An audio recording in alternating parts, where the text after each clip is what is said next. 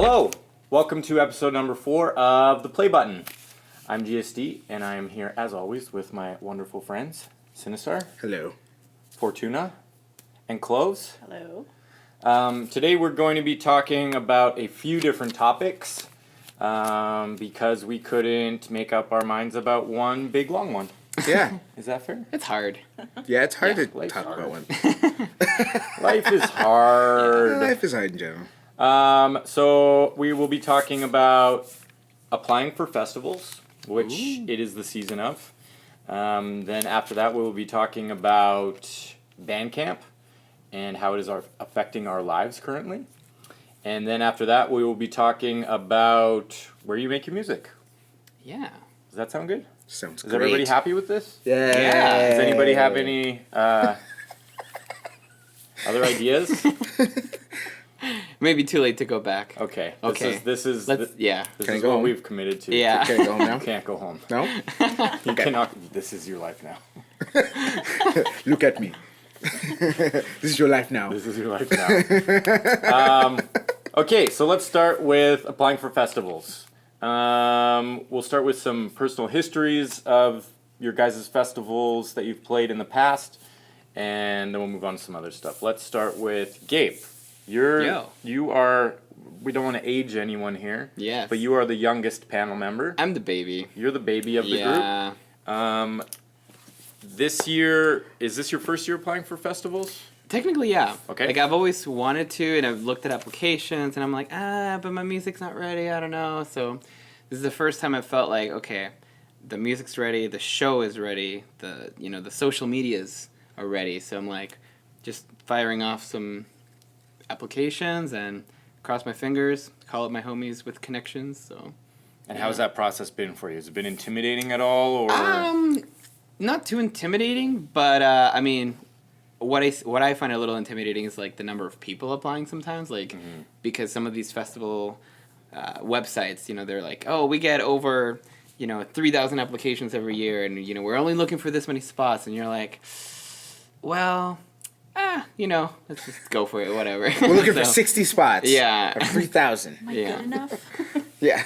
So, but yeah, just I don't know, keeping my head high and really just making good music, I think, is key. So, and selling yourself. So I'm trying to like sell myself more as an artist and a performer rather than just like, hey, I make basement tunes. Yes. And yeah. So yeah. And how many festivals have you applied for so far?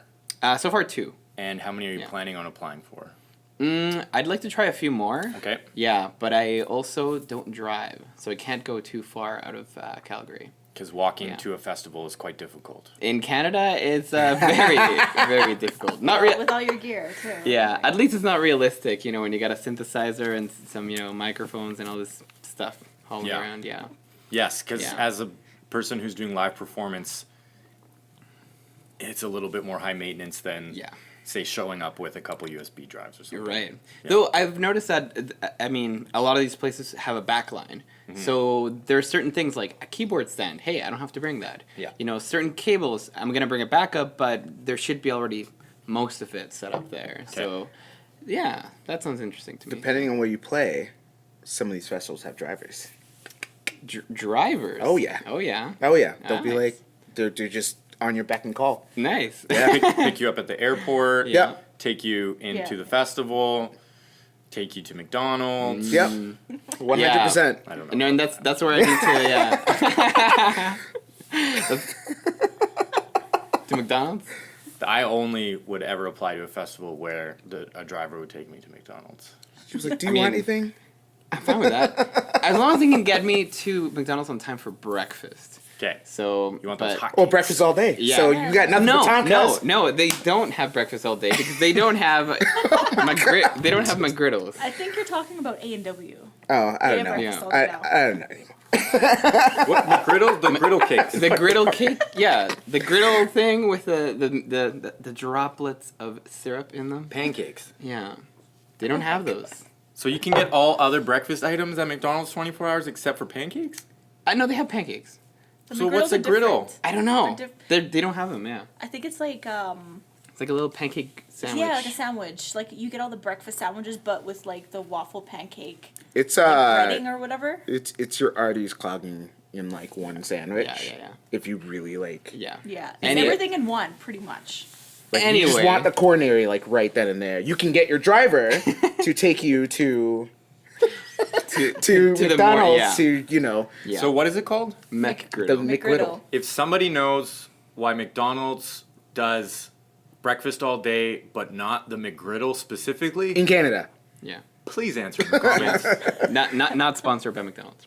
So Okay, we could talk about McDonald's all day Yeah. probably, Yeah. but let's move on to But yeah, we're saying get a driver. yeah. Yeah, and then you can like Yeah. some festivals. I had a driver. There was a festival around here. Yeah. Like he picked me up in a van. Oh, yeah? Like I lived right down the street. And the festivals, like I mean, I could have just called a cab. Right. Or, got an Uber or whatever. But I was like, yeah, they offer yeah. drivers. Yeah, there you know? are I'm some- like I can't. Yeah. Some resources that they give for you. So Yeah. So Definitely- if you have that, just keep that in mind. Yeah, totally. Yeah. Good tip. Yeah. Yeah. Crystal. Do you go to McDonald's in the morning? No, Just kidding. no. He's like, no. Tell us about your festival experience. How long you've been applying for festivals? Let's start there. When I first started DJing, that's when I applied for what I could, and actually the very first festival that I've been to, I also applied for and I got it. Oh wow, the Wow. very first try. Yeah, it was Bass Awesome. Coast. Oh, Oh, sweet. I haven't played since though, but yeah, and it's just as the time gone on, as you, I guess, as a producer, producing more music, releasing more music, and getting your name out there, more, I guess, organizations and promoters and festival promoters, they reach out. So in terms of applying, I haven't been applying like too much, maybe like a couple every year, but not all of them. And the last year, I think it was like about three festivals have asked me to play for them. And it's the same thing with, like Jeremy said, they have the driver, they pay for your transportation, all that kind of stuff. So that's been fun. And it was a pretty good experience. Yeah. Yeah. And how long have you been applying for festivals? How long have you been since playing and applying? like 2014, I think, was when I played at Bass Coast first. Yeah. 2014. Okay. Yeah. So for a few years. For you. Yeah, a few years, not too long. And have you been applying for mostly festivals in and around Calgary? So like in Western Canada? Just whatever's out there right now. The more the better kind of thing. But I'm finding more success with festivals typically in central Canada, more towards the East Coast, but that's because of the genre I play. Yeah. So, like I've done a couple West Coast ones, and actually, like I've played Sled Island last year, and but it's mostly Central Canada. They like techno a lot more, I guess. Okay. Yeah. Cool. Yeah. And Jeremy, last but not least, you have probably been playing the festivals the longest out of anybody else on the panel. Yeah. How did your journey into festival life? Festivals have really changed your whole life when we think about it. Like, Yeah, for the most part. Yeah. Yeah. Like those start are, at the beginning. well, it all started back in 2002. Yeah, I started going to Movement, or at the time they called it DEMF, the Detroit Electronic Music Festival. Okay. And yeah, that was my first experience into this whole like electronic like festival circuit. And so yeah, I just kept going to those festivals, and I got to a point where I was like, I really enjoy this. I enjoy DJing, and I enjoy wanting to be a part of this. And then, I was always into making music in general. And then, yeah, it just started building and growing and things like that. And you don't apply to that festival. Like, they have to ask you. Okay. So They don't take applications at Yeah, all. they don't take applications. Wow. Like, Oh. Movement does not take applications at all. Like, That's very aristocratic of them. yeah. Hey, that's what they do. but- Oh, we'll call you. Oh yeah, they will definitely call you. And when you do get that call, it's like awesome. So like the first one I played, it was 2010. Okay. Yeah, they hit me up on an email. They're like, you know, I stayed in touch with the talent buyer. Shouts to Chuck. What's up? And yeah, he just hit me up and he's like, hey, come through. Like, we like what you do right now, and you know, I was on a good trajectory with my music, so they're like, yeah, you should play a spot. So yeah, I did that, and then yeah, pretty much. And was that the first time you played a festival? Yes, that was the very first time I played a festival. Okay. Yeah. So the first time you played, you got. I got asked to play. Yeah. Wow. That's the So- That's dope. yeah. But other than that, like, I think the first time I applied to a festival was South by. That was the first time I've applied to that. But that was like, you know, something was already set up in order for me to play, and I needed to get the credentials in order because of what the showcase entailed. If that makes any sense, like, yeah. No. So I think for a lot of people listening, they will have no idea what you're talking right. about. So for explain us that. here, Yeah. everyone knows what I'm talking please about. explain that. So when when you have a showcase at that particular festival, if South by is sanctioning it, if they're like basically funding it, like they're gonna put you in their they're gonna put you in their brochures and their apps and stuff like that. They need you to be an official artist for that festival. So you have to like fill out the whole application and whatnot. If you are looking to get placed, you usually have to pay for it. If you have a showcase that is through South by, they usually just have a coupon code that will just give you like a free application. Okay. I think the application's like $50 for if you're not with a showcase, and then they can put you, depending on what your music is, to a certain thing. That's an interesting thing that varies from festival to festival is application process, Yeah. application fees, Yeah. Oh, yeah. which are quite common. Don't be put off by a festival. It sounds like a scam, but it's not. Somebody has to listen to these applications. Somebody has to go through this. It's somebody's job to go through all of this. So when you think about it, it makes sense that they charge a small amount when they apply for something. And Never like, paid. yeah. I haven't paid. Oh wow. Even here, like for Sled Island, I think it's 10 USD. It is 10. Yeah. So yeah. it's a small fee, but You know, you get your music there, and then, yeah, they keep, you know, you're in that rotation basically if you're registering with that. Like, a lot of people, the one thing about South by too is like, and for those who don't know, South by is South by Southwest, which it's is in Austin. it's in Austin, Texas, and it is huge. It takes over the whole city for how long?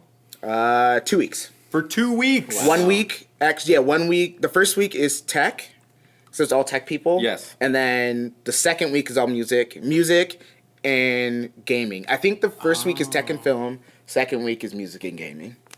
It's a culture So- festival. Yeah, not- it's a it's evolved big- into something that's not Yeah. even just Yeah. a music festival anymore. It's Right.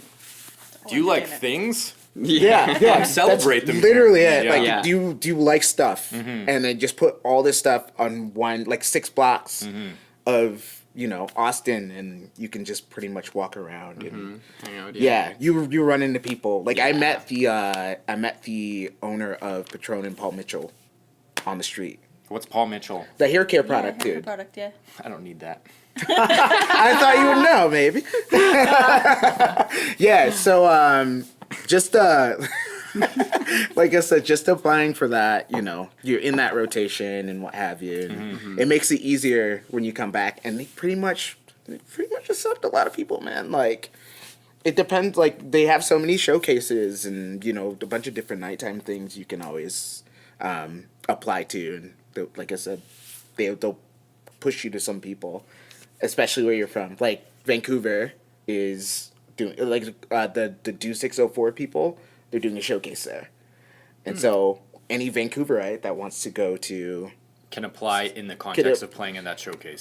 yeah, they could be like, hey, there's another Vancouver artist here. You should consider them. This is kind of a good segue into applying for things that fit what you are doing, Yes. right? Because you can apply theoretically to any festival for any reason, right? Yeah. Yeah. But I think an important thing for a young artist, a young DJ to think about is, am I the right fit for the thing that I'm applying for? Yeah. Right? Absolutely. I know for myself, I've tailored demo mixes for festivals based on what I thought they wanted, which you can do to a certain extent. I think I've gone the extreme before and been like applied with a mix of music I didn't even really want to play because I thought that would make them more happy, which I don't think you should do. Yeah, it turns out to be a bit contrived once you Yes. once you do that, you know. So, when you are applying for festivals, like we were just talking about, in the context of something being in the vein of what you do, how do you go about that? How do you approach your application process? Like, each application process for different festivals is obviously different, but what are things that you can do as an artist or as a DJ, do you think, to make that process good? Crystal, let's start with you. Apply for the festival that fits the music you play. For sure. Like, I'm not gonna, like, I play techno, obviously. I'm not gonna go and apply for, like, I don't know. Chasing Summers. Yeah. Yeah, there you go. Perfect That's a example. example. That's not me. Yeah. Totally. So, no, I understand that, but what I'm asking is, like, how would you present yourself? What are the things that you can do to make your application look professional? Yeah. Like, you know what you're going to be doing, that makes a talent buyer go, hey, this person would look good on our absolutely. So lineup. in the application process, there's certain parameters and certain areas you actually have to fill out anyway, and it tells you what they look for. But I think one of the big things is pretty positive they look at social media quite a bit as well. Like, they want to know that you're actually putting an effort and taking this seriously, keeping, engaged with your fan page if you have like a music page or something, and just taking it seriously. Yeah. And you're not just some nobody who's just wants to play just 'cause, and having like a really good, I guess you would call an EPK sort of, so promo photos, Which is what? Electronic press kit. Yes, so an electronic press kit is a collection of all your information about yourself as an artist. Yeah, it's like a resume almost. So promo photos, good ones. Just having like a history of yourself, a biography, that kind of thing. If you're just gonna have a one-liner, just saying I'm Cloves and I play techno, and that's it, that's not gonna really stand out or anything like that. They'll probably throw it out, to be honest. No, but I think a really good thing to add to that is for bios, you should have a few different versions of your bio.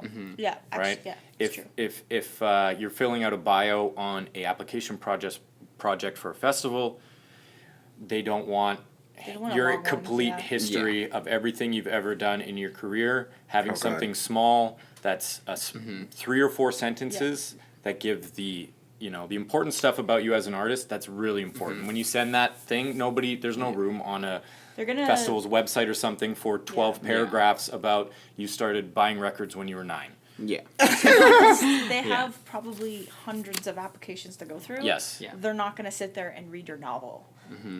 But when I say, I'm Cloves and I play techno, it shouldn't just be that only, because that's not really a bio. It's just like, it's really, I'd throw it out. That's just a sentence. yeah. Exactly. It's a couple words. Yeah, for real. Yeah, So, Dan's absolutely right. It should be a couple sentences. It's clear, concise, straight to the point, and catchy, whatever. Yeah. It explains what you do. It's Yeah. not a bio in an application process that will be used for promotional purposes. It's a bio to explain who you are to the person who's listening to your demos. Exactly. So can someone give an example? Could anyone like explain simply like in terms of what that might look like for yourself? Give me a 4-sentence paragraph of you as an artist for a talent buyer. I'm a DJ producer from Detroit, Michigan. I've had releases on label XYZ. I've played, or these people have played my music. Yeah. All the Yeah, important stuff. I'm looking forward to the future. Boom. yeah. That's it. No, Yeah, that's that's literally my bio right now too. Yeah. It's just like boom, boom, boom. Done. Like That's Yeah. great. Yeah. One thing I would add to that, and that some festivals might have right in their application process, is relevant artists that you have already played with before, right? So if you've gone on tour with X artist, put that in there. that is a right? blessing and a curse at the same time. Yep. But because like that is literally everybody's bio. Yeah. Like anyone that I've seen, yeah. like especially like around here or anywhere, it's usually like they've opened the stage for. I'm like, there's like literally direct support for someone, and then playing at 9:00. Yes. Yeah. Before the headliner plays at midnight. So like, yeah, a lot of people Yeah. like to take advantage of that. Yeah. So you have to be careful with like Yeah. what you're looking at. Your wording has to be yeah, right. yeah, I don't put. I've played with a lot of really big artists. yeah. I mean, It's true, but none of that is in my bio. yeah, you're not gonna write. I'm not you're on gonna do tour with any of them. Yeah. I am a person the club owner hired to open the show Yeah. for them. Yeah. It's almost incidental. Yeah. that. I'd rather talk about who I've played, Who you worked with. Yeah, who I've worked with or who's 100%. playing my music, than rather who I've opened for Yeah. or whatever. Because I've opened for a lot of people, Yeah. and you know what I mean. We have a Like, list of like 60 people. yeah, I'm like, I'm not gonna post all that. And you can put a few. You can put a few because what that may help a talent buyer look at is, oh, you are in a similar vein as an artist as these people you've opened for. Yeah. Right? So that kind of Exactly. thing can be helpful in this context. On your personal bio, maybe. Yeah, Yeah. try to keep that off. Yeah. I've been And writing. don't post all of them. Don't. Yeah, like 53 different artists you've opened for. Like, It's your whole playlist, basically. chill. Yeah, Chill. yeah. I try to keep that off of like when I was writing bios for people. Yeah, I would be like, okay, they would give me like a concise list of what they wanted, and I'm like, I'm keeping that part off of all the people that you opened up for, because I'm like, I'm not gonna like that will literally set you apart from the rest of Yep. the pack. Like people will not be like, oh, you played for da da da this that and whatever, and then they'll be like, okay, maybe we'll eventually listen to your music. It's like, no, you have a creative paragraph, and they're like, okay, if this is interesting, let's see what his music sounds like. Totally, 100%. Yeah. Here's something else I think that's important, and it's also similar to what we talked about last week when we were talking about the record label, starting record labels as an artist applying to labels, and I think it's the same thing that applies for festivals, is put your best song first, right? Always. When you're uploading those tracks for the festival to hear, don't put your newest song if it's Yeah. not your best song.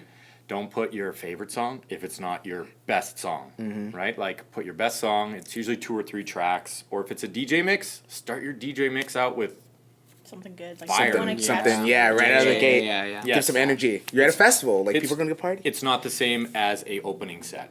Yeah. Where you're Yeah. telling a story. You are a Yeah. little bit, but it's like you have X amount of time to take advantage their of this attention, person's yeah. exactly. Yo, even And- if it's an ambient festival, like, Yeah. give me your hottest ambient track. Yeah, yeah, Give me yeah. your deepest ambient track. Yeah. Thoughtful track. Give me Yeah. something. Give me Yeah, something yeah. very introspective. But- You know, something that'll be like, whoa. Play those Metadata. hot fire beats. Pardon? Metadata. Metadata, yeah. Yeah. Metadata. Yes. That, yeah. You want to tag your stuff, right? So. Yeah, Yeah. I think applying for a festival, yeah, I don't really know. I It don't know, depends. It depends on Yeah. what festival it is. Because I I know guess for so, South by, one credential that you have to have, or one like thing that you have to have, is that actually this is funny that you mentioned that too in terms of applying for festival. Once you get accepted, when you're on the page, you have to have a track that is going to represent Yeah. what you know, what you look like, or what you know, what you're doing at the time for people to you know to listen to. And I think like one of the tracks that I did ended up on like BBC Six, and I don't listen to BBC. That's my I think sixth favorite Wow. BBC radio station. yeah, sick. Shout out BBC 6. What's the first one? So like so it was just random. It was just like, oh, Yeah. okay, I'm on like the weird classical station. Like one of my tracks are playing on there. Yeah. But because I had that track up there, you know, they could blast it out to Yeah. their press people, and all that your good stuff. information is out Yeah, but it's like your best track. Yeah. Yeah. If that's your best track, a lot of people are gonna hear that that's your best track. Yes. And then go from there. So yeah, These are all hot tips. These are Hot hot tips. tips Yeah. for applying to festivals. for your life. So let's just recap a little bit. Apply to festivals where your music is going to be relevant. Mm-hmm. Don't apply to the Psytrance Festival if you're a hip hop artist. Probably a waste of your time and your money. Yep. Put your best song forward. Keep your bio short and sweet with relevant information. I think that's EPK, yeah. your EPK. If there's the ability to do that, answer your phone. Answer your phone. Yeah. Always answer your If you phone. get that talent buyer, Answer your your phone. first festival. Answer that email. Yep, answer Like, those emails. don't sit there and go, oh my god. I mean, sit there and go, oh my god, but like, That's be another, like, reply fast. Like, that's another thing, actually. For a lot of younger listeners and watchers, checking email is not a thing kids do every day. But when you're applying for festivals, that's probably how you're going to be contacted. And Yep. It's important that you are checking that stuff. check your inbox, check your junk folder, Yep. check, Yeah. the I little think promotions music in- tab in music in Gmail if you general. Gmail.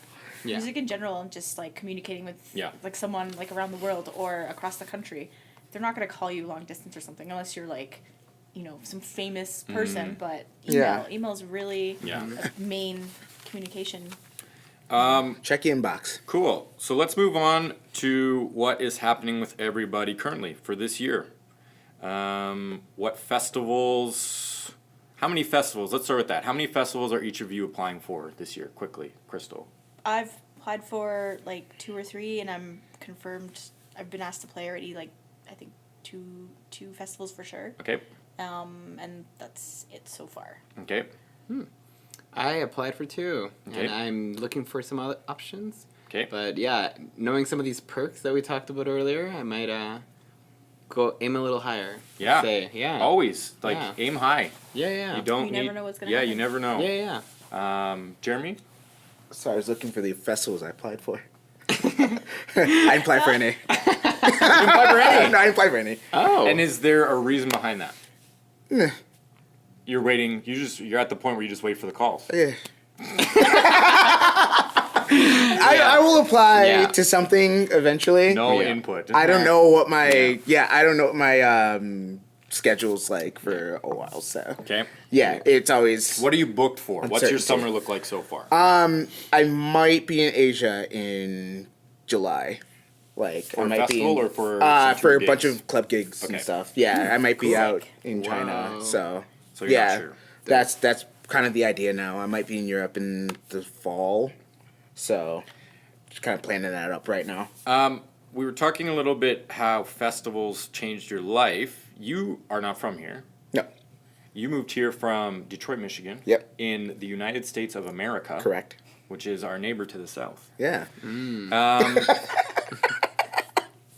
And if I'm not mistaken, that had a little bit to do with your festival experiences here. Yeah, it did. not? It very much did. Please elaborate. So, I met a bunch of people from this way at Movement in Detroit. And they were like, hey, Calgary's cool. You should come check it out. And there's another festival called Bass Coast. You should check out. So I was like, okay, I'm not doing anything. Young, minding my business.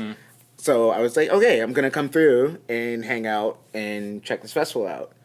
And yeah, it pretty much went from there. And it was weird because the organizers like knew my music At which festival? at Bass Coast. At Bass Coast? Yeah, they knew my music at Bass Coast, and I had never met these people. Like I think my friend Ben introduced me to like 6 or 7 people. And they were like, "Oh, we know you are. We like your music. We've been playing your music all the time." I was like, "Cool." I was like, "Sweet." So yeah, I came through, and they pretty much took care of everything. And yeah, they asked me to play 2015, and yeah, just pretty much snowballed from there. So And so was it one festival, I guess 2 festivals you came and played? Bass Coast and the second one was Rifflandia. Rifflandia. Yeah, that was in Victoria, and yeah, And you came out, you came to the mountains, yep, played some festivals, yep, got shown some serious love, yep. and you were like, I think this is where I need to be in my life. Yeah, I was like, cool.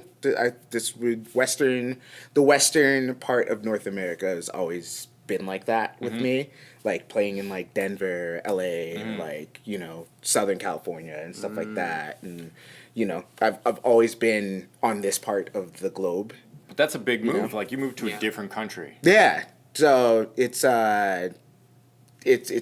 was an important move for me. It's kind of a strategic move as well. So yeah. So festivals can change lives. it could Yeah. change your life, fam. That's, you know, when we're talking about aiming high and just exploring your options, you know, look at festivals all over the world. Apply to stuff everywhere. Like it might change your life. Yeah, you never Yeah, know. yeah, yeah. You never know. There's another important part of that too about changing your life. Networking. It's huge. Just meeting other DJs that are sharing stage with you, and some of them are, you know, up here, and you're just starting out, or you're, you know, you're getting into it and you're not exactly there yet, but if you can go talk to them and have a conversation and make that connection, that could be golden. Yeah. So just Network. networking Yeah. as well. Network like crazy. I think that's a really positive thing to talk about, is just how a festival isn't just a party if you're an artist there. Yeah. And it's important 100%. to look at it like that, because I think if you go and your goal is to just party and get wasted, Yeah, no. It's for you kids out there. You're making, Listen. then you're missing an opportunity. it's an opportunity So- missed. Yeah. Like you need to look at it as, you It's know, professional. Oh, You're doing gosh. a job that you're passionate about, and you should take it as such. Because someone else who applied would have done the same, would have taken it seriously had they be in your spot. So you're taking that opportunity from someone else. it's Yeah. fun, Yeah. but it's work. I've Yeah. seen This is your job. I've seen people like work and work and work to play like one festival. To play the one. And they finally did, and that was it. And I'm like, whoa. Yeah. I'm like, you know you could do more, right? Well, like, and you know what? That's okay too, if that's your goal. yeah, if Your that's goal your is to goal, one festival, that makes that's okay. total sense. But if, you know, you're looking to be a touring artist and you want to continue growing your audience, your exposure to more people hearing your music, Yeah, like I think that's more the gist of what I was Yes. getting at. Like in terms of, you know, you like when I played Movement, Yeah. I was like, okay, well, what else can I do? I'm like, I got to this point. I'm Yeah. like, well, where am I at now, right? Well, that's like, a really great thing. We were talking about the bios. You play Movement, that goes into your bio. yeah, That's a huge festival. boom, Too, like, Yeah. yeah, You know, You know. like that's Movement. relevant experience when you're applying Yeah. to Bass Coast or Yeah. this other thing. Exactly. Like Movement. It's like, oh, someone instantly goes, I know that festival. That festival has credibility. As an artist, that's going to give you credibility to play something. Yeah, something bigger and whatnot. And then like, yeah. when you're there, like, I always check people's wristbands and badges. Right. Always check those wristbands and badges. If it says artist on it, like, What's go up? talk to the person. Yeah. Yeah. I'm like, they're just sitting there minding their business. I mean, unless they need to be left alone. Like, but yeah, just go talk to them and be like, hey, you know, Make did that you play? connection, Like, yeah. where'd you play? Where you gonna play? And then keep in touch. Exactly. Yeah. So- Exactly. Make friends. Yeah. Yeah. Yeah. You know I- what happened out of it. I think festivals, I mean, that's almost a very obvious thing to say, but whether you're an attendee or an artist or anything, festivals are places to make new friends. Exactly. Totally. Yeah. 100%.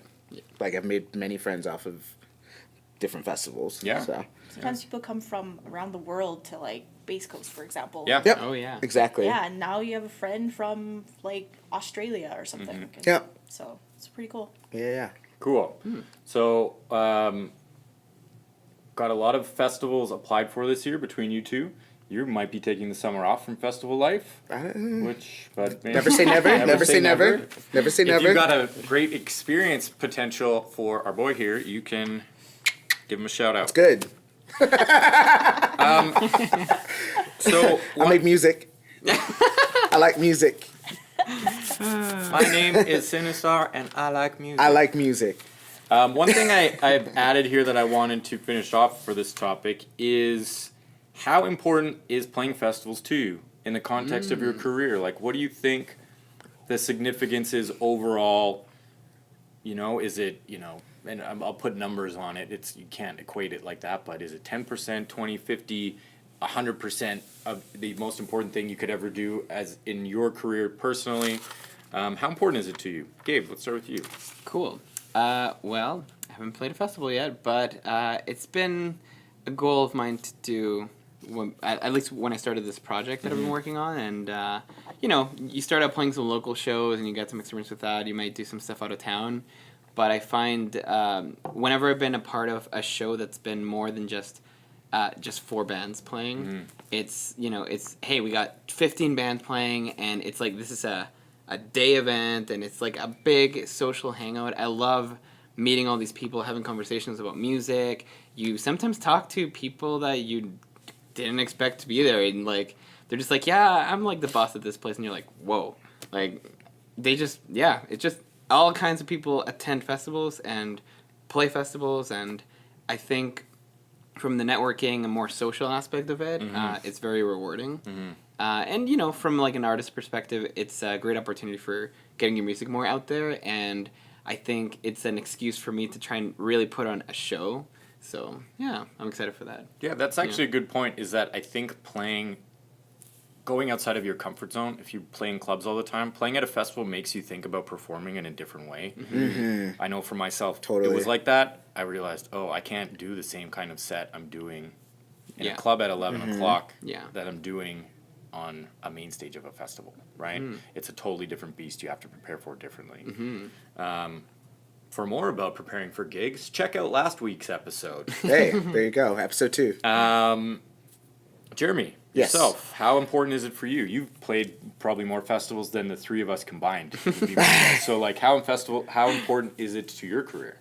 Pretty important. I kind of hold it to the same gravitas as like playing a club, to like where I'm going to play, a big club or an iconic club.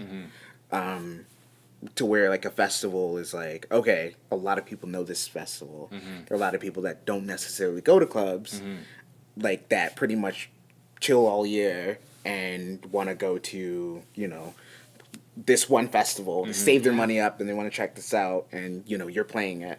And yeah, it's a completely different audience, but at the same time, it's like, yeah, it's interesting. I don't know, it's how I see festivals now, especially what I came up on with Movement. It was like you're just taking the club and putting it outdoors. Yeah. And with like things like Bass Coast and Shambhala and like like places like that, it's like no, people are like revolving their whole lives around this one particular festival, And these are different kinds of festivals, right? You have city festivals where it'll take over all the clubs and stuff. Something like South by Southwest is probably the biggest in the world.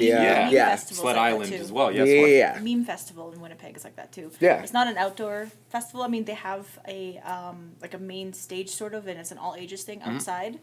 But at nighttime they take over clubs, so it's not like camping or anything like that. So obviously that's something different than Bass Coast or Glastonbury or huge and small outdoor festivals where you go and you basically live at the festival for X amount of days. As an artist said to me once, I can't remember who it was, they called it, in Europe, they see it as Canadian forest raves. Yes. It's so unique. That's Like, right. It gave me perspective, a lot of perspective on like what a festival is, outside of what I knew what a festival was, Like I knew that city festival for like 15 years, and then I got booked to play this rave outdoors, and I'm like, oh, well, this is new. And then I think a few years after that was like, between that time, like Electric Forest was happening too, back in Michigan. So it was like, oh, okay, this is interesting, like, discrepancy here, like, like... It's not the same. It's not the same thing, like, but at the same time, I'm like, oh, wow, like, this is actually catching on, and I can see this, so... Yeah, there's definitely different types of festivals in different parts of the world. Yeah, so it's important for me for, like, to see that, and then, like, to hold it as important, Like, whether I'm playing a small one or a big one. I like what you said about people who, we live in a city. Yeah. We live in a relatively big city in Canada, and we can go to clubs all the time if we want to see artists, but a lot of people who go to festivals may live in a small town, may not have any of those artists coming through. So like Exactly. you said, it's an opportunity for them to see artists that they enjoy, who they may have never even heard of yet. Oh, yeah. But importantly, Exactly. like, you know, Steve from Moose Jaw comes and sees you at Bass Coast or something, and he's like, "Oh my God, this is my new favorite Yeah. DJ I've ever seen." And you have a new fan, and every one of You're those reaching fans to a makes new up. audience. That's Yeah. the whole point That's how I of doing played Grand this. Prairie, man. Totally. Yeah. Like Exactly. I went up to Grand Prairie, like way north. It's about a day's drive from Alaska for all the other international people. Yes. But yeah, like they saw me play a festival, or they had me like booked at, or someone saw me there, and they were just like, "We got to bring you up to Grand Prairie, man." And Yeah. yeah, I went up there. It was awesome. It was a trip. Yeah, total trip. And it was great. Literally and figuratively. Yes, yeah, it was so much fun. So yeah, it was just like that. That's important for me. So And I guess last, Crystal, how important is playing festivals for you and your career? I think it's pretty important. It's called festival season for a reason. Mm-hmm. Oh, that rhymes. that rhymes. You didn't have the time. Yeah. You're potent. You Festival didn't even know season for a it. reason. Yeah. Yeah, I mean, like, you're reaching out to a lot of people who have never heard your music, and they don't know who you are, and all of a sudden you got fans after playing your set. Just reaching out to all those new people, and you know, meeting other artists who you would never think that would be there, and now you have this connection, and you keep in touch, and you know, something could happen of it, and it's just an experience in itself, just growing from just the experience and connecting with all of the people. And yeah, it's, for me, it's super important. It's pretty much what I look forward to every summer. That's my summers, is festivals. So, and then the winter time, it's usually clubs and whatever, because Yeah. it's Right. hermit season. You know? People just do the clubs and make music, and yeah, festivals. Studio everyone's out. time. Studio Yeah. time. Yeah. Yeah, Studio definitely time. true. Exactly. Cool. So to finish this off, does anybody have anything to add that maybe we haven't covered yet? Any ideas? Any hot tips for everybody at home when you're applying for festivals? Be yourself, man. Be yourself. Just be yourself. That's it. Be yourself. I'm gonna jump on that too. Be Yeah, yourself. just be yourself. But be a little professional. No, be yourself. Be yourself. Obviously, like. Be a professional version of yourself. Yeah. There you go. Oh, okay. But I'm saying when you're putting Yeah. out, like when you're pushing your music out and things like that. Yeah.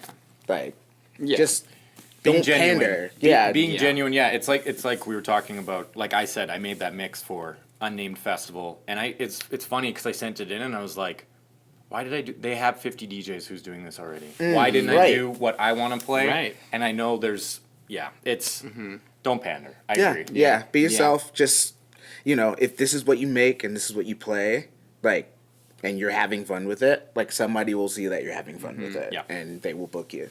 So, Sweet. Great. yeah. And don't give up. Yeah, That's no. another Oh one. yeah. Oh yeah, rejection is a part of applying to festivals. Yes. You will not get accepted for every single festival you Exactly. apply for Yep. unless you're the luckiest guy in town or gal. It's don't take it personally. Maybe Yeah. you'll Yeah, get really, it, really, 2 really years from now or something. Don't Like, take Yeah. it personally. No matter Yeah. how important to you it is. Somebody's not going ha ha ha ha ha. Not you. Ha ha ha ha ha. You want this the most, not you. You know what I mean? That's nobody's doing that. Yeah. So don't take it personally. Kind of. But Oh. I've had that happen before. Drama. Drama. Yeah. So yeah, but Tell yeah, us. exactly. No. No. Okay. I'm not gonna get into that. That's good. Yeah, Okay. I don't want to be messy. I want to be messy, but not Yeah. on the beat Not drop this way. Yeah. podcast. All right. How we cool. Yeah. So let's change gears a little bit. Let's talk a little bit about Bandcamp Yeah. and how it's affecting all of our lives. Bandcamp, for those who don't know, is a artist platform for releasing music and merchandise. It is been around for A I long don't time. even A know long time. a decade. Yeah, almost, Definitely at least a decade. Yeah. yeah, almost 10 years. It's gotten much better since. And the cool thing with Bandcamp, for those who don't know, is you can put up a new release on Bandcamp and you can sell it directly to your fans, and you get almost 100%? No, not Close. 100%. Like- There's a small percentage that Bandcamp takes because they still gotta Yeah. function. It's changed over the years too. Yeah, it's Yeah. changed, but you keep almost all of it. Yeah. Yeah. Yeah, it's a great platform for artists, for labels. You can sell merchandise directly through the website. Yeah. It hasn't been traditionally as popular with electronic music artists as it has been with live bands and singer-songwriters and Yeah. people in different genres. But currently, I know you are in love with Bandcamp at the I moment. love it. I love it. Tell us about that. Just, from, because I also run a label and co-own a label, so from a label's point of view, there's lots of fees, and if you saw the last episode, we talk a lot about fees and stuff like that, and how you don't make money, but there's a lot of fees that go into putting your releases out on, like, Beatport and that kind of thing, and sending out promos, and it costs money. With and the return in that isn't too much. With Bandcamp, you get to keep most of it, and it's basically you run the whole thing. You can post your release at any time, that sort of thing. So for myself, it's just the freedom and being able to put anything out whenever, and someone purchase something and it goes directly to myself, or whatever PayPal you have set up. And how much of this has come as a result of you now running a label? And your frustrations with that, perhaps? Just the amount of, like, you don't make money, but with Bandcamp, like, I've made more money through Bandcamp than I have through, like, Beatport or whatever. So, and to me, that is something that I really like, and there's more money going to artists and things like that, and it's just more honest to me. Yeah. And they pay you pretty much immediately too. They do. They pay you immediately. Yeah. So even for myself, even though I do run a label and I do release on labels, I also release, like, singles or, like, EPs that I want to release myself. And since doing that, I've made more money for myself than I have from, like, labels releasing my music. So because that splits into whatever you got to break even with, whatever you owe the label, mastering, whatever it is, and this my self release all goes to me. So, and I see it right away. As soon as someone buys it, Bandcamp lets you know, hey, someone bought this. We're transferring it to your PayPal right now. So. And you get to price it. You get to price it too, your own pricing, in any currency as well. Any currency. And what I really like about Bandcamp is any format. Any Yes. format. Yeah. Your fans Any can format. download your music or stream it now. They do a streaming app. Yep. They can listen to it in any way that works for them. Yeah. Yeah, I any format. like Flax. Yeah. I download Flax. Flex are fun. I try to download as much what would you call it? Format music as possible, Yeah. right? So I love it that I can download Flax where I can't do that on iTunes. No. I can't do Yeah. that on Beatport. You I have to can't pay do extra that. to do that. Yeah, For on the FLAC and the Beatport, wave. you gotta pay extra for I think it's an extra the 75 wave. You cents. can do a FLAC? No, I no, don't I think think it's do no, FLAC. you can't do FLAC on there. Oh. No. Yeah, Yeah. but with wave, with like Download waves, waves, yeah. just like You gotta higher lossless, Yeah. like You gotta Yeah. pay extra formats. for that. Yeah. It costs more. Costs Yeah, more. yeah. It's Where- an extra 75 cents. We're on yeah. Bandcamp. It's one price for any format Yeah. that you'd like, Yeah. which is so dope. And for the artist, you just upload one wave file. yeah. And then they do all the work for you. Yeah. They add all the Yeah. data stuff, and yeah, it's great. And Okay. another important thing, really quick, when you download, like when you purchase music from an artist and you download it, all the metadata is already there. Like it's, Yeah. you know what I mean? Like Yeah, they make you do it before, like It's they already- you upload it, right? They actually haven't made me do it yet, but when Okay. you download Yeah. it, it automatically does Yeah, no, it. it's, Gotcha. it's never made me Yeah, it automatically does tag it. anything. 'Cause You just When I was doing like kind of the early things, yeah, they would have like the form you fill out. Maybe in the and- past. Yeah. Oh, you still have to fill out your form. Yeah, Yeah, that's you what I'm still looking gotta for. do Yeah, it. yeah, that. Yeah. Like, But but it it, automatically does it for you. Like once you fill it in, it knows what goes where and what Yeah. it's Sweet. supposed to say and that kind of thing. that's awesome. Yeah. Yeah. Yeah. Yeah. Yeah, It's, yeah. And plus Bandcamp, you could sell merch and like vinyl and Yeah. stuff, and it's just so easy. Mhm. Yeah, like that's something I definitely want to do Yeah. in the near future. Yeah. But just the fact that you can do that, you don't have to go through another different third party or something like that. It's all in one spot. Yeah. It's really neat. And we're all on Bandcamp actively, I take Yeah. it. Yeah. So we should put our Bandcamps in the comments. Oh, yeah. I don't have anything personally up on Bandcamp, but I do. Never mind. It's working though. Like you still. I've used it over in the past for things. It's wonderful. Yeah. It's a really great platform. I've actually been really happy to see more discussions from electronic artists taking advantage of it. Yeah. I don't know why it never really flew with, DJs and electronic artists as much, but it's as relevant for us as it is for Rock Band X. Yeah. You know what Yeah. I mean? Yeah. Like this is a way for you to, yes, please. One thing is that Bandcamp isn't very flashy. Mm-hmm. The website design is very simple. The music players, it's there. It's very basic. But, like compared to SoundCloud, it's like you can see the drop coming up on SoundCloud. You can see the drop coming up on Beatport. I think too, But, you have to sign up for Bandcamp to buy something, whereas, well, I guess you do have to do for everyone, but no. there's like a fan platform and then There an is, artist yeah. platform. Yeah. Yeah. But But you don't have to sign up for it to be when you do the fan platform.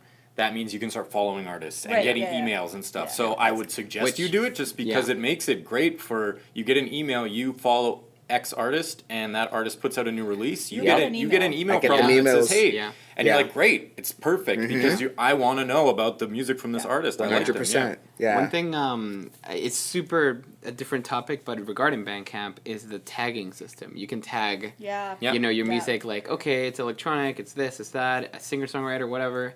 And then you can click on that tag and look for other musicians on there. The search, Well, the you can do that. functionality is getting better and better Yeah. as Yeah. time goes on. But yes. what I was gonna say is that in the past, I've just looked up, okay, Calgary, this kind of music, and just found out more recent artists that I haven't come across. Yes. And then if there's someone like, hey, this is really good, reach out to them, set up a gig, and then now you have more connections and like start booking shows with them. Totally. So it's I don't know. I'm thinking about doing that more like outside of Calgary too, but there's a different Yeah. use for Another it way as well. to reach out. And but it's a way that, and something I've always liked about Bandcamp is it's up to you. They don't force it on you. Yeah. There's no social media aspect of it. No. You know what I mean? Yeah. Like You can't like comment. SoundCloud, tried to turn into this thing where how many deleted user emails do Yeah. you get on SoundCloud Yeah. because they Tons, wanted you to yeah. start talking to people through SoundCloud. Bandcamp is about getting your music to your fans. Mm-hmm. That's it, which is so great. It's a thing that does one thing and it does it really well. Yeah. It doesn't Yeah. try to be all these other things, Yeah. which is so great. Especially if Yeah. you're a new artist as well, and let's say, you really want to self-release your own stuff, or, X and X label, your labels that you've been sending demos to, Mm-hmm.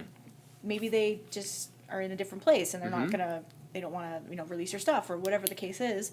You can do it yourself and still get that monetary compensation if you want to. Or you can, another thing that's great too is name your price.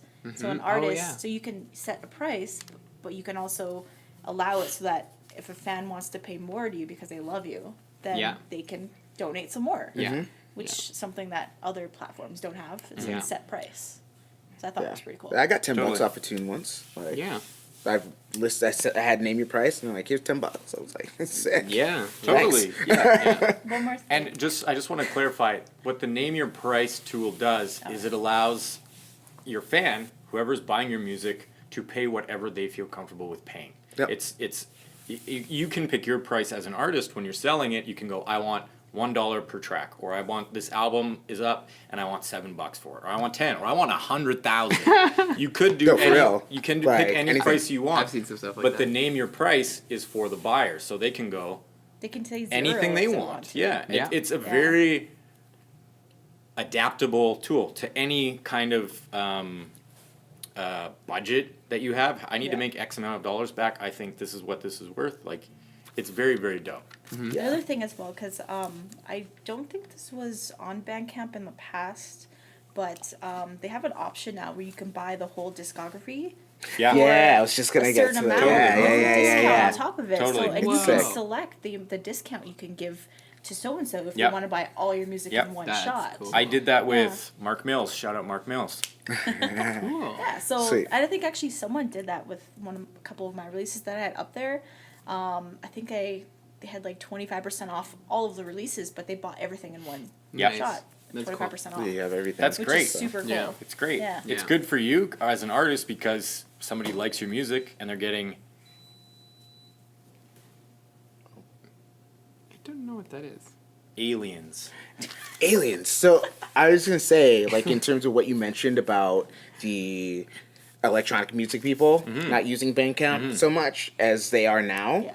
Yeah. It had a lot to do with visibility at the time that Bandcamp was coming out, because at the time, especially when I started using it, because I started using it in like 2012 or something like that. SoundCloud was king, Beatport was king, Right. iTunes was king. Like they were all like Yeah. pretty much those are The the major those are the ones. spots Yeah. that Yeah. you wanted to get your music on for people to look at. And that may be a big difference, right? Because So, yeah. there really isn't, for whatever reason, SoundCloud became very popular with electronic music Yeah. artists, with Yeah. hip hop artists. Yeah, 100%. But never really popped off that much with bands. Yeah, never Yeah, really popped never. off. It And still I- hasn't. Yeah, you know? and I don't really know why that is. Maybe it's because you can release mixes and whatnot, and I don't know if you can do that on Bandcamp, but you know Yeah, how you can't do mixes on. Well, you can, but it has to be it has to be a particular thing. So if it's like a discography or something, it's So like it can't be like a mix of DJ mix of like other people's music or whatever. Yeah, I it don't can't be think so, anything no. that I'm realm. curious if it's something as simple as the name of the platform. Bandcamp. Bandcamp. Yeah. Oh. It's a good name. It's a great name, point. but I remember Yeah. first hearing True. about it, and I like Sounds like a rock thing. You know, like Yeah. the internet moves so fast, literally and figuratively. But Yeah. like, you know, when SoundCloud was exploding out of the death of MySpace, Yeah, Right. yeah, because it was MySpace music. Yeah. that was like the Yeah. that was the boss it. of Yeah. boss. That was Like, it. If you're on MySpace music, like that was it. everyone was looking at you. Yeah, and- I mean, I got deals off of MySpace music, Dude. like for real. I have Lil B's entire MySpace collection. Like, Oh, wow. all of it, right? That's insane. But SoundCloud was coming up out of that, and maybe the timeline is similar. Like maybe that's when Bandcamp started popping off with Maybe. bands, but it literally says band in the name of Yeah. the website, right? Yeah. And for electronic artists, especially if you're specifically into something like bands, Yeah. Yeah, Yeah. not into that. Like Yeah. I'm a Well- DJ or I'm a techno artist or I'm And a, they always featured really indie folk and jazzy music The on the front marketing, page. The yes. marketing was Yeah. very different. yeah. And So- for SoundCloud, before SoundCloud, there was SoundClick. And I didn't know SoundClick, that. yeah, Really? SoundClick was like the dance music and hip hop, pretty much realm. Like there was no sound. Like that's how some of the hip hop artists got out there. It was through SoundClick. Huh. Wow. Yeah, and it was pretty That much I that didn't know. whole same setup. Like Interesting. it was, you could stream stuff, you could buy stuff, like, but it was Web 1.0 or something like that. So Yeah. it was very early. Yeah. It was very early, kind of Wow. shoddy. If you go on the Internet Archive, you can find look up SoundClick. SoundClick, and Oh, it'll pop yeah. right up. I'll Like check you it, can yeah. see what the early kind of prototype of streaming is, basically. I loved SoundCloud. As soon Yeah. as I remember arguing Yeah. with, I think I talked about this on the label podcast, arguing with my label mates that we Yeah. did. I argued about SoundCloud. They're like, man, MySpace, blah, blah, blah. And I was like, we need to jump on this. Yeah, SoundCloud This needs is to happen, important right? For our record labels. For like, real. Da, da, da, da, Yeah. da. Yep. And it was huge Yeah. for us. Yep, I've been on there since what, 2009? Yeah. Yeah, I've been on there It's been since almost like a since decade. since they started in 2009, right? Like early 2009 or something. I don't know. It was like early 2008 or 9 or About something that like time, that. Yeah, but yeah, that's really important. Just visibility in terms of like what you. And how are you utilizing Bandcamp right now? I need to utilize it more. Okay. Honestly, I was trying to do a thing where I was gonna put out stuff like every summer, like do like a summertime thing, and kind of theme it. Yeah. But that kind of like fell by the wayside. But now I'm kind of only sending things to particular labels, and I'm making stuff, and I just have it sitting there. So the stuff that I'm sitting on, there's really no point in me trying to keep it, Right. Because it's Yeah. it's like it's a different climate now. Now that everything's digital and streaming and what have you. Like early on, for me, it was like getting a vinyl release, and it was sitting on that track until a vinyl release comes along. It still is kind of like that, but I'm at a point now to where I can just pretty much put something out and then, you know, Yeah. see a return from it Yeah. or see somebody pay attention to it. So, for me, using Bandcamp was, I need to use it more because of the fact that, you know, most of my music coming out and stuff like that, I was, you know, shooting for a vinyl release. And now we're in a different era where we can, you know, stream things and have things digitally. And yeah, so for me, for Bandcamp, I think I could use it more because I'm only sending stuff to particular labels.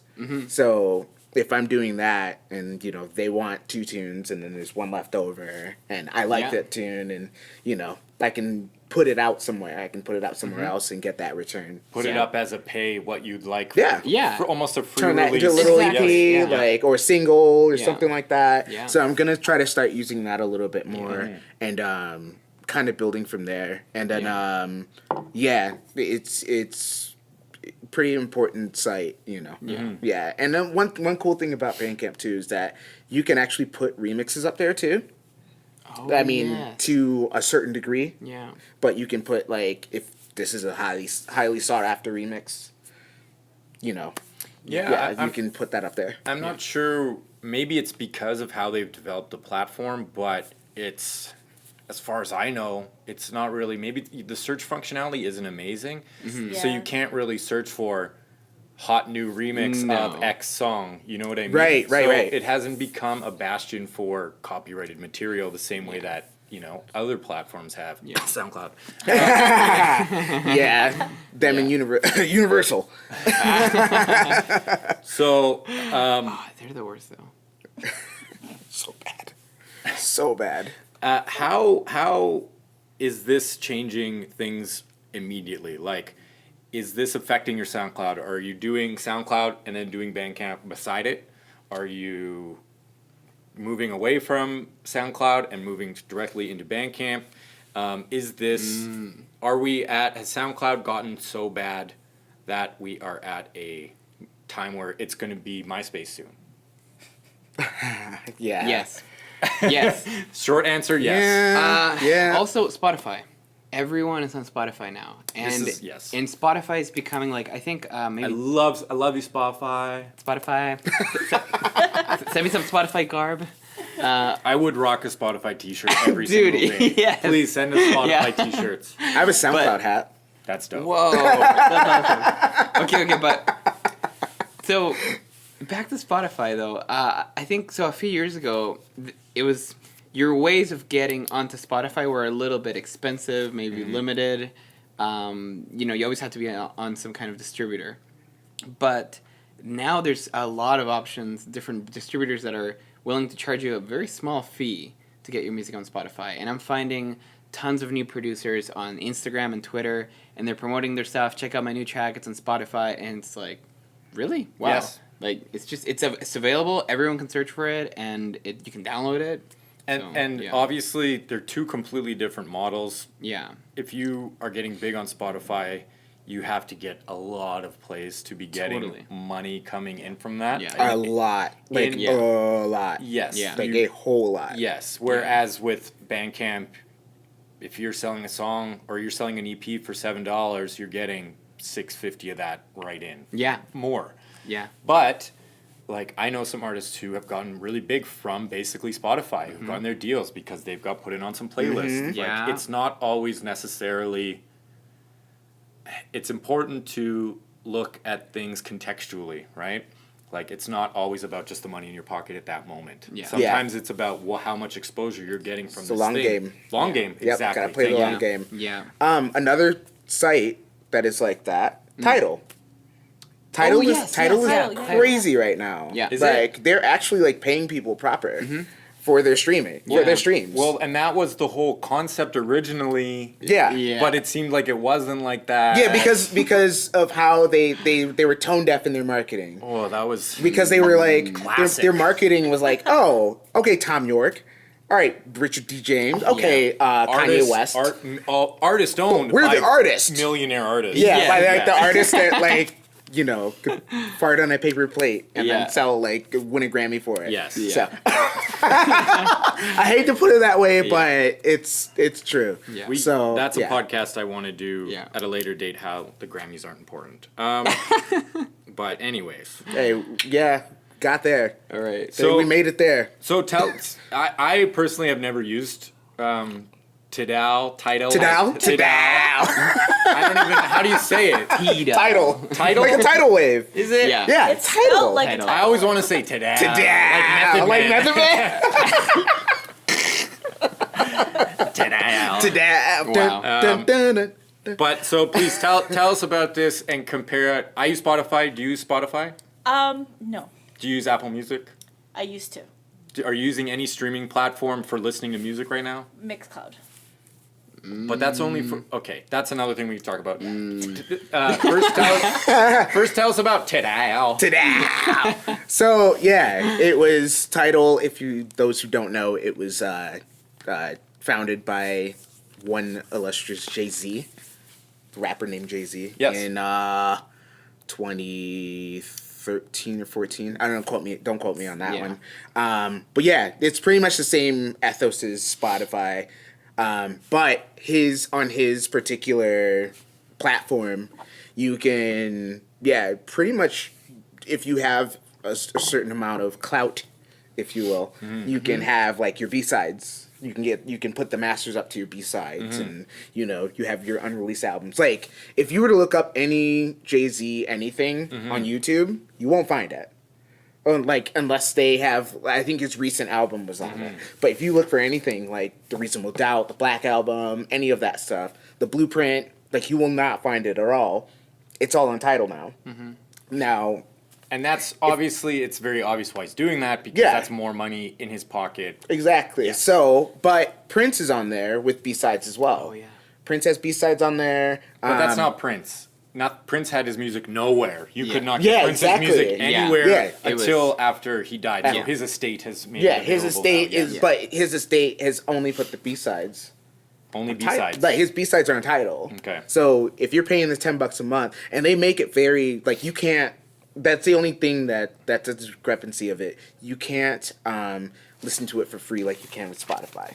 You have to sign up for Tidal. Right. Yeah, So there's there's no no there's no trial? Tidal. There's a trial. Like obviously, yeah. there's like a 30-day like that type Yeah. of thing, right? But you can't like get the Spotify app and just listen to something, wait for Yeah. an ad, listen to something else, wait for an Yeah, ad. because like with Spotify, I generally use the desktop app while I'm at Beat Drop working. Yeah. But I use the free version, so I just mute the ads. It's like listening to the radio. Yeah. They used to pause the ad. They used to pause the ad if you muted them every now and then. Yeah, the early, because I've been on Spotify for a bit too. Okay. Yeah, they had the like little wheel that would like kind wow. of count down. Okay, so here's Yeah. how noob I am with Spotify. I didn't know that you could get a free version. Yeah. So now that I know that you can, Yeah. I will start listening to Spotify more. Because when I downloaded the app on my phone, it said that I had to pay after a certain amount of days. So that's when I weird. stopped. Yeah. And this No. was recently. This was in November. I The- downloaded on my Maybe phone. you did a trial though. So. That was the trial, but then Yeah. I had to pay, so I deleted it off my phone after. I don't personally like the phone app because you can only do shuffle play in the free version. No. Oh, in the free version. Yes. Though they might have changed that. I think they changed. No, on the app, on Okay. the phone app, no, definitely not. I don't remember. I don't Yeah, remember. on So desktop the version. on the actual Desktop. on the desktop app, then You yeah, can you choose. can Okay, pick and okay, choose okay, what So you it yeah, is want free to though, playlist. like the desktop app. Desktop app is Version. completely free. You can log in with Facebook, like There's commercials Yeah. though. yeah, that's the annoying lots thing of about it. commercials. That's Yeah. fine. But okay. it's my number one search tool for music at this point. Now I I'm use gonna it. utilize it. I use 'cause it now I know more it's free. than Yeah. 'Cause any yeah. It's what Yeah. blogs were to me 10 years ago. Yeah. Right. Yeah. YouTube's on its way too. YouTube's great. YouTube's on its way, Yeah. like with And you can- YouTube Red and like all that stuff. And you can find lots of old, rare things on YouTube Yeah. that are you can't find anywhere else. Like for someone like me who listens to mostly older music, Yeah.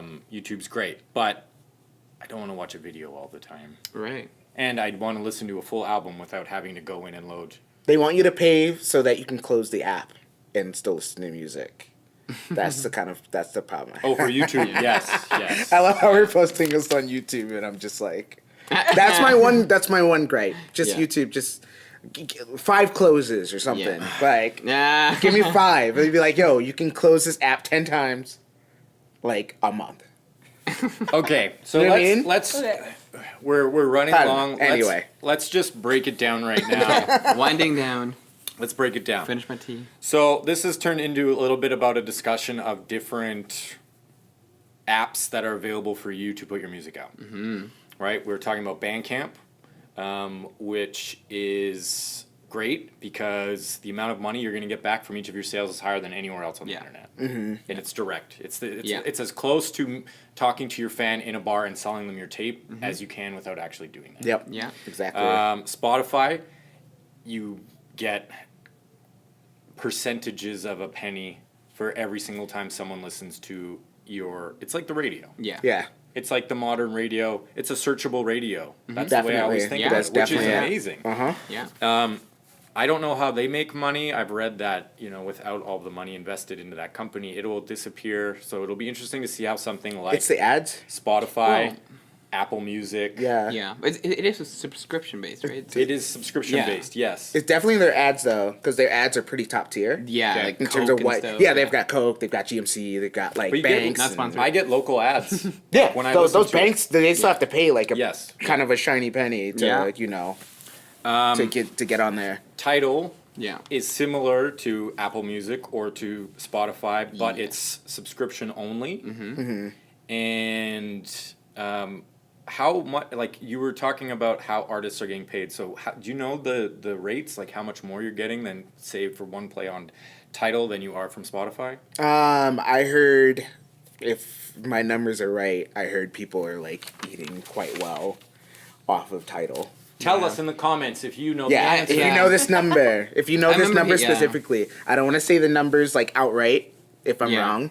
So yeah, I've heard that Tidal is actually like A lot better. Yeah. paying people Yeah. proper for it. So And then we have the old stalwarts of SoundCloud, SoundCloud. Oh yeah. which you don't make any money off of.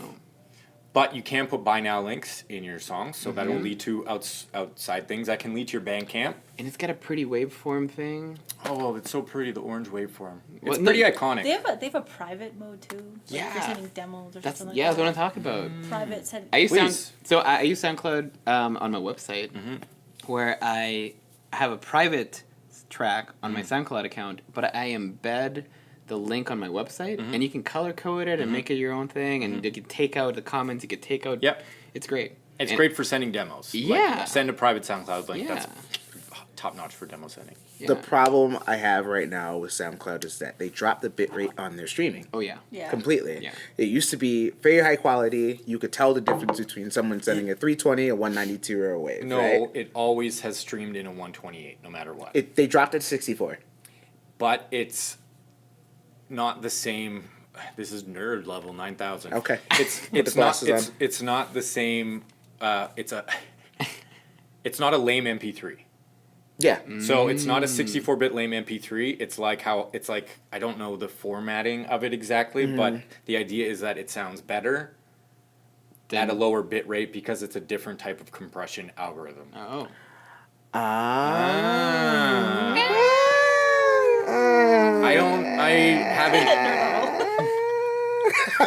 I haven't tested this. Okay. I've seen a lot of people complaining about it on Facebook. I see Yeah. you. I see you. But okay. I think it is just people not understanding what they're I admit do it. defeat, yes. It makes theoretically it's great because it should take less time for you to upload songs. It takes less space in their server system. Like theoretically, it makes a lot of sense. But as usual with SoundCloud, they have done a brutal job of explaining what their changes mean to people using the platform. Yeah. Which is what they've always done. Yeah. It really is just one big sigh, man. And I Like, know- It's so true. And I feel a lot of sympathy for you, SoundCloud, because I know it's a very small company. It's a few people in Germany who are dedicated to this platform, and it's been such a boon for electronic artists and hip hop artists. We've all loved SoundCloud since the moment we've used it, right? Yeah. But it gets so frustrating. if you're putting up your own remix and it's getting taken down and you're getting a strike against your account. Yep. It's like these Your types of original, things. your original tracks. Even I've gone through so many Yeah, weird me too. disputes. Yeah, I'm sure you know. It's like I upload something and then now I can't find it, and then I get a little message in my inbox on SoundCloud saying it actually says so and so copyright, and then it'll say my name, and it'll be like It's me. my own name will be in there. It'll be like this is copyrighted to da da da da. Yeah. But I'm the one releasing it. It's my music. Yeah. But it's on a label, right? It's a little bit So, paranoid. Their algorithm. And that's because the big music Yeah. labels and publishers came after them, and we're Yeah. basically like, if you keep doing this, we're going to put you out of business. We're going to sue you out of business, right? Ridiculous. So, and I mean, it makes me think of, for us old guys, Napster, like yeah. Oh wow. like 100%. Napster was Yeah. a place Blast from the past. music sharing was invented, and That was the smartest invention ever. That I don't know if I would be around doing this if it weren't for Napster. I would be honestly. dead if it wasn't for Napster. I would be dead if it wasn't. I wouldn't be. I wouldn't be in my musical realm if I didn't know about that. Yeah. Just stumbling on something, typing something in wrong, Yeah. and then finding out about this new track. Yeah. You're like, wait, what? Yeah. Yeah, just being, I don't know, in that area. And yeah, what's his face from Metallica? The one that was Fred Durst. Oh. No, not Fred. Oh, Metallica. Oh, Fred Durst from Metallica. yeah. Yeah. Limp Bizkit. No, sorry. What's his name? Lars It Ulrich? just became a meme. Yeah. Fred Durst from Metallica.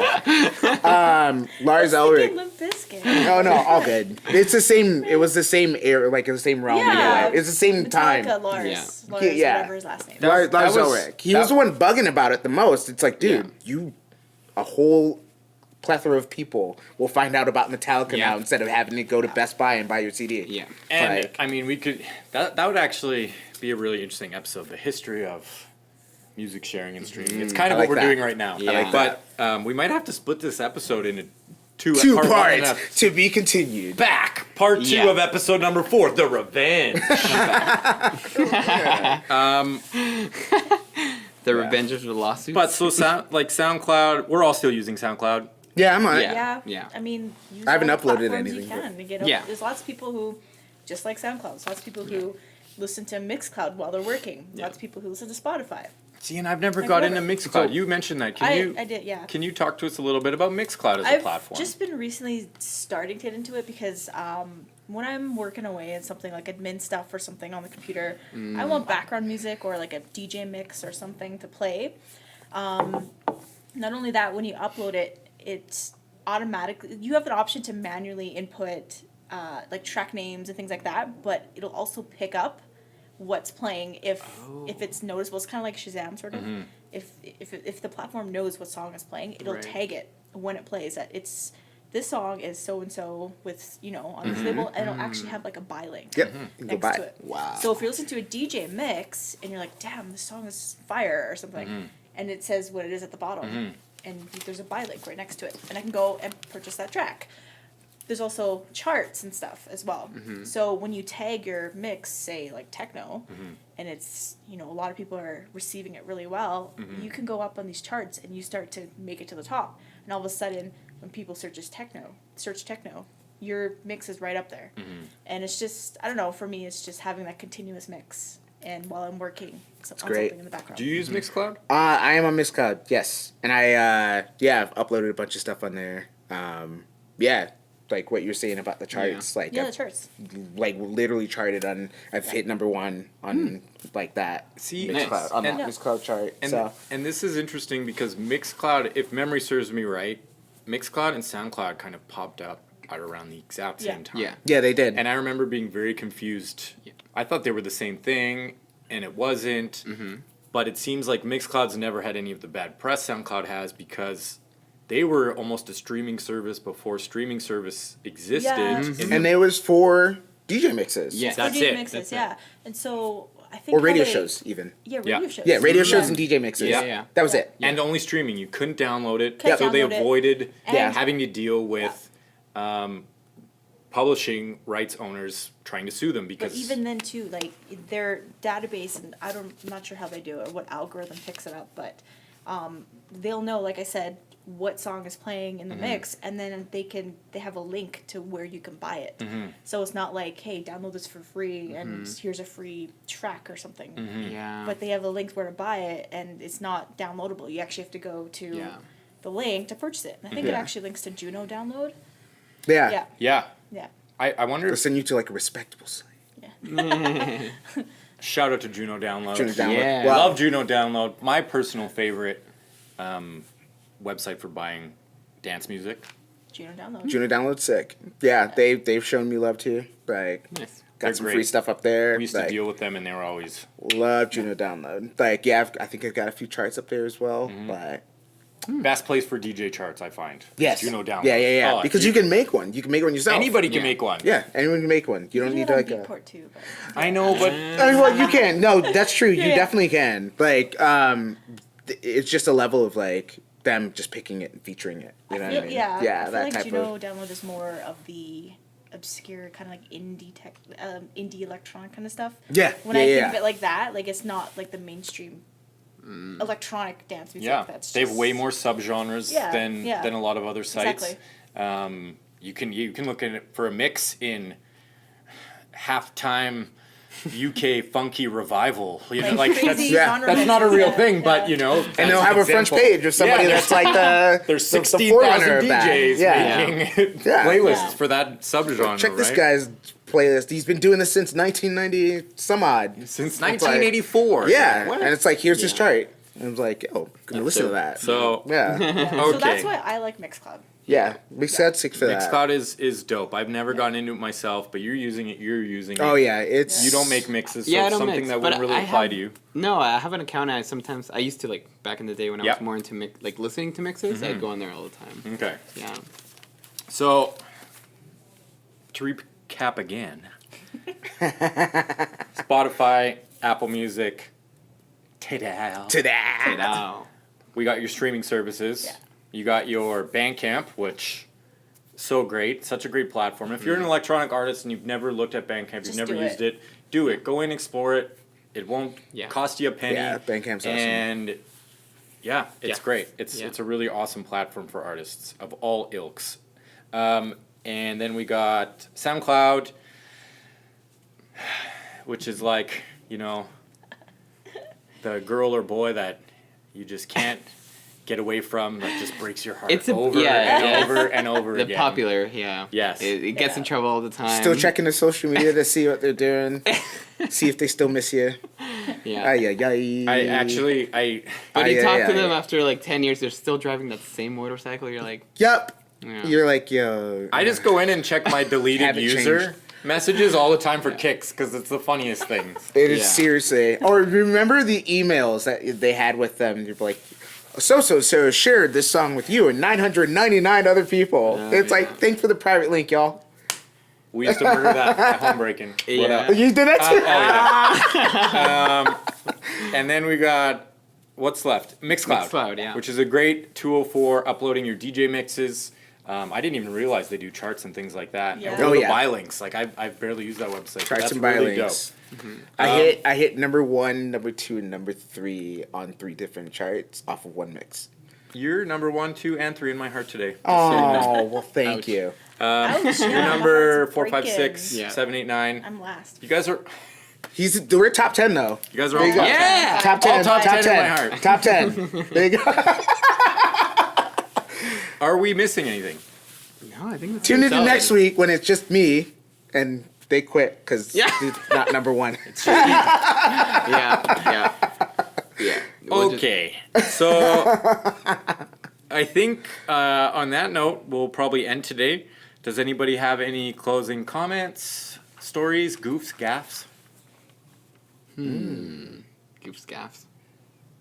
In my opinion, my humble opinion, I think that everyone should utilize all the platforms. Yeah. Bigger reach. Yep. Bigger. Yeah. Get on it. Yeah. But be careful on SoundCloud with those, Copyrights. those messages. Oh yeah, you don't want to get spammed. If anyone's asking you for a date or anything on there, that's, yeah. Yeah. Your SoundCloud, not real. Your SoundCloud inbox is It's a whole different world. It's Yeah. the devil. Yeah, just be ready for it. It is. so. It is pure Yeah. evil. Those days. Okay, so on that note, goodbye from me. Bye bye. Take care. Ciao. Again, be yourself. See ya. Be yourself, man. Bye. Bye. Thank you for tuning in. Bye.